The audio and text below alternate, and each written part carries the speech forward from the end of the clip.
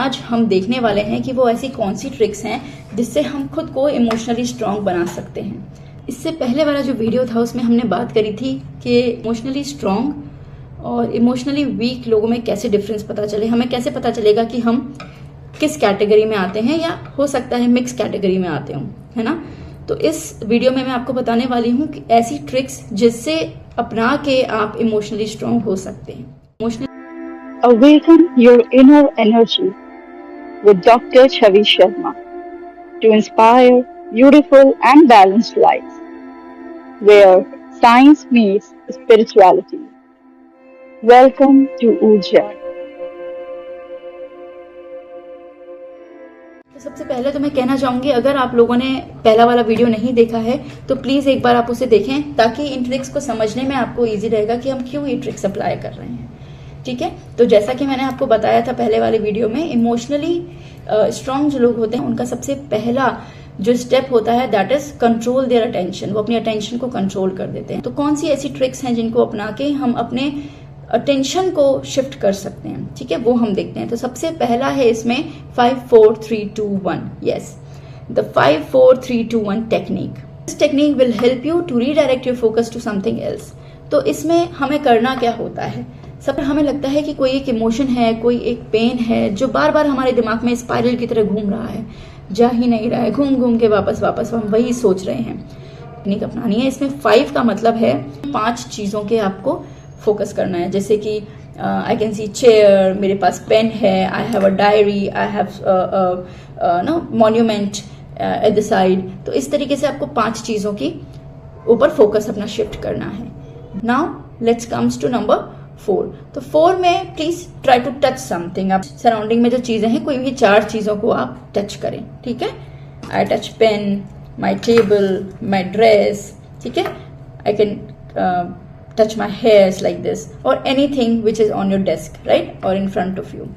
Then 3, you can hear क्या क्या sound आपके चारों तरफ आ रहा है। मुझे बर्ड का साउंड सुनाई दे रहा है, एक मशीन है, मुझे फैन का साउंड सुनाई दे रहा है, ठीक है। इस तरीके से कोई टीवी का साउंड आ रहा है, कोई गा रहा है, कोई बोल रहा है। आपको ऐसे 3 साउंड्स पे अपना दिमाग फोकस करना है। ये चीजें बहुत क्विक है, ऐसा मत सोचिए कि इसको बहुत टाइम लगता है, बस क्विक होती है। धीरे धीरे 3-4 बार जब आप प्रैक्टिस करेंगे तो आपकी आदत में आ जाएगा, ठीक। Then 2, you just smell। आप अगर कोई परफ्यूम लगा के आए हैं तो आप उस परफ्यूम को स्मेल कर सकते हैं। आपके अराउंड एक बार आप स्मेल करने की कोशिश करें कि कैसा फ्रेग्रेंस आ रहा है आपको, ठीक है। तो ये 2।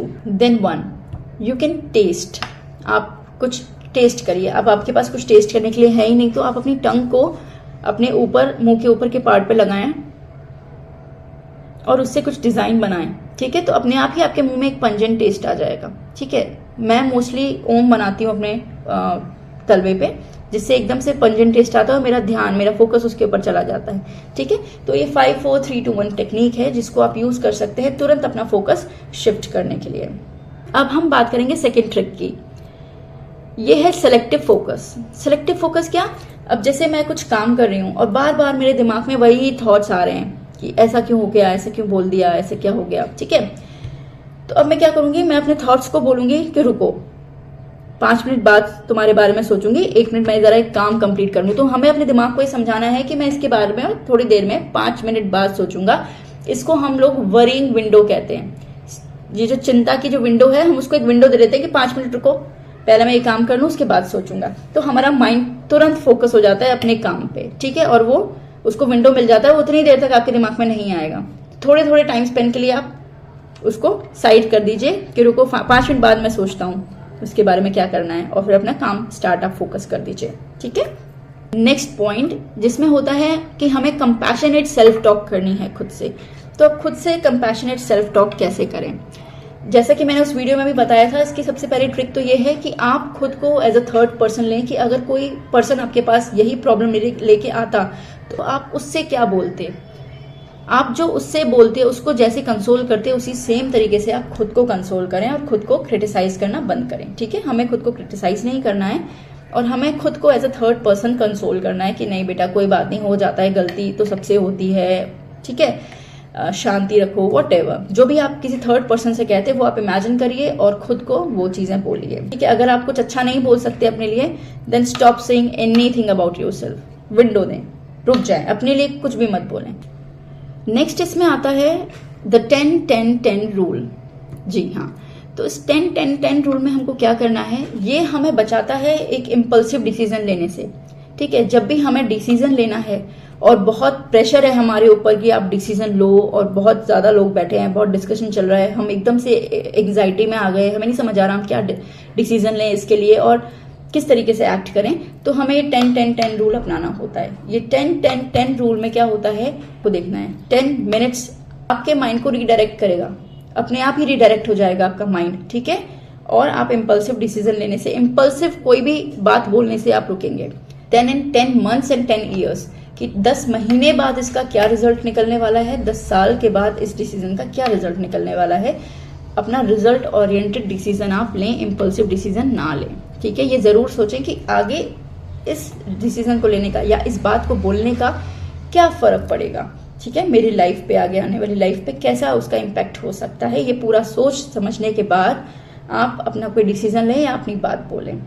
अब बात आती है कि हमारी वैल्यूज की, हमें ये भी पता होना चाहिए कि हमारी वैल्यूज क्या हैं। ये काम आप आज भी कर सकते हैं। आज आप बैठ के अपनी 3 वैल्यूज लिखें। Just try to know your true north कि आपकी क्या वैल्यूज हैं। हर पर्सन की अपने कुछ एथिक्स होते हैं, अपनी कुछ वैल्यूज होती हैं। आपकी क्या वैल्यूज हैं ये आप पता करें। आज लिखें कि मेरी क्या क्या वैल्यूज हैं। इंटेग्रिटी, ऑनेस्टी, फैमिली, हेल्थ, मेरे लिए टॉप 3 प्रायोरिटीज क्या हैं। ठीक है, वो प्रायोरिटीज आप लिखें ताकि वो आगे आपके जो डिसीजन रहेंगे, आपके जो बोलने का तरीका रहेगा उस पर इफेक्ट डालेगी। फर्स्ट पॉइंट था हमारा उस वीडियो में, सेट हेल्दी बाउंड्रीज। तो ये हमको कैसे करना है, तो इसमें आपको, जैसा कि मैंने बोला कि आपको हेल्दी बाउंड्रीज सेट करनी है, तो आपको नो बोलना पड़ेगा। बहुत क्लियर कम्युनिकेट करना पड़ेगा कि ये मुझे नहीं अभी जरूरत है, इसलिए मैं ये बाद में करूंगा, या ये मैं नहीं करूंगा, जैसा भी आपकी इच्छा हो। ठीक है, तो आप अपनी बाउंड्रीज को बहुत ही क्लियरली सेट करें, नो बोलें। ठीक है, कई बार ऐसा होता है कि कोई आपको बहुत ही गलत तरीके से, बहुत इल ट्रीट करता है, हमेशा ही आपसे गलत तरीके से ही बात करता है, गंदा ही बोलता है। ठीक है, तो आप उसको बहुत क्लियरली ये बताएं कि see, I don't like this kind of treatment, I don't like how you speak to me. ठीक है, आप उसको बहुत क्लियरली बता दें ताकि नेक्स्ट टाइम से वो उस काम को ना करे। और अगर वो फिर भी उसी काम को कर रहा है तो you need to kick him out of your life. ठीक है, अगर वो आपकी वैल्यूज नहीं समझ पा रहा है तो उसको अपनी लाइफ से आप बाहर निकाल दें। कई बार हमें सोसाइटी की वजह से हाँ बोलना पड़ता है, या हमें समझ नहीं आता हम कैसे मना करें, तो आप अपनी बात को बहुत ही काम एंड कंपोज्ड वे में रखें। जो समझना होगा वो समझ जाएगा। अगर नहीं समझ रहा है बार बार कहने पे, कई बार कहने पे भी, तो फिर उस इंसान को आपको अलग ट्रीटमेंट देना होगा। ठीक है, but first set your boundaries. आधे से ज्यादा प्रॉब्लम्स आपके इसी से सॉल्व हो जाएंगे। ठीक है, तो these are some tricks to be emotionally strong person. अगर ये वीडियो आपको अच्छा लगा हो, अगर ये आपके काम आए, आपको लगे कि आपके बच्चों के, फ्रेंड्स के या किसी के भी काम आ सकता है, तो प्लीज इस वीडियो को शेयर करें, सब्सक्राइब करें, और मिलते हैं नेक्स्ट वीडियो में towards the journey of inner self.